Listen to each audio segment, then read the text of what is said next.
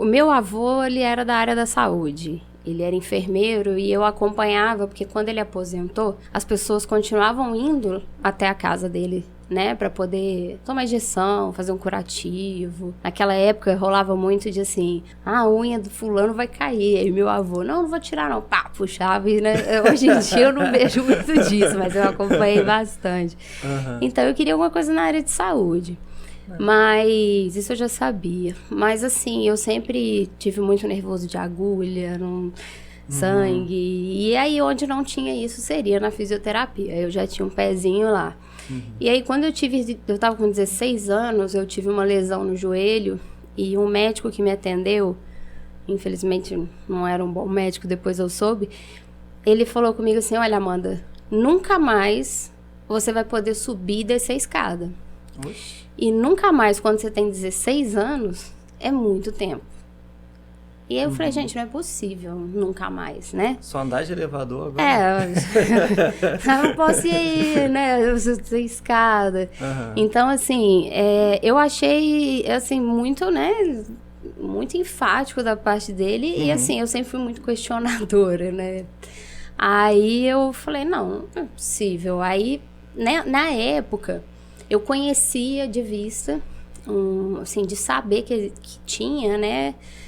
Porque eu ainda não era muito do mundo da fisioterapia, não conhecia quase ninguém, mas eu sabia que tinha um fisioterapeuta conhecido, aí eu procurei ele, eu posso falar o nome, depois ele me ajudou até na minha monografia de conclusão de curso, eu gosto demais dele, que é o Dr. Anderson Daibert.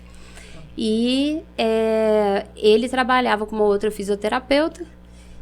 E aí eles falaram, não tem disso de nunca mais. A fisioterapia existe para isso, né?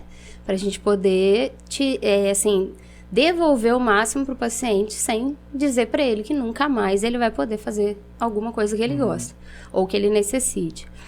E aí eu me reabilitei, subi dessa escada sem problema, e aí foi quando eu falei, não, eu quero fazer isso.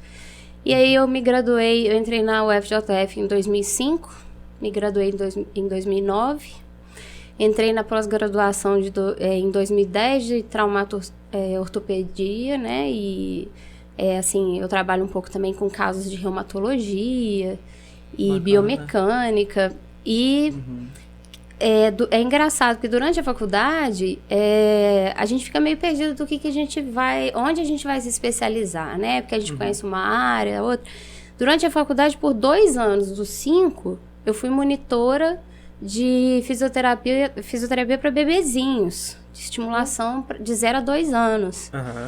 E todo mundo achava, a Amanda vai trabalhar com isso. Mas aí eu encontrei a minha mentora até hoje, a Jennifer, que ela falou a mesma coisa que eu já pensava antes, que ela falava assim, não tem isso de nunca mais.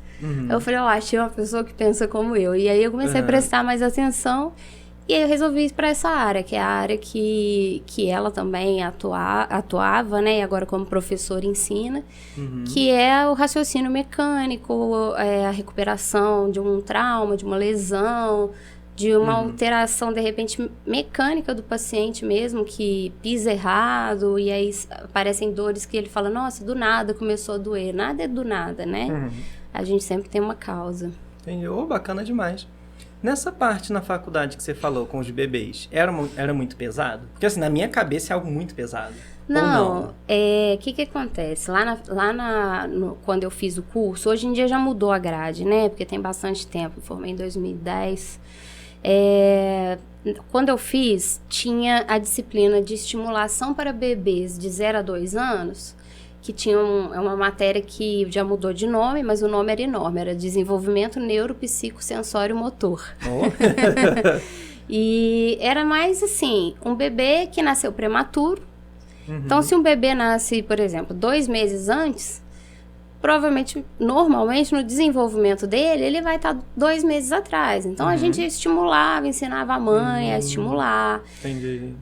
Às vezes, uma criança com um bebê, né, com Down, que a gente conseguia fazer a mãe, assim, desde cedo, porque o Down, ele tem, por causa de tônus, né, ele tem uma musculatura mais elástica, ele tem mais dificuldade de ganhar força, né? E resistência. Então, às vezes orientar a mãe.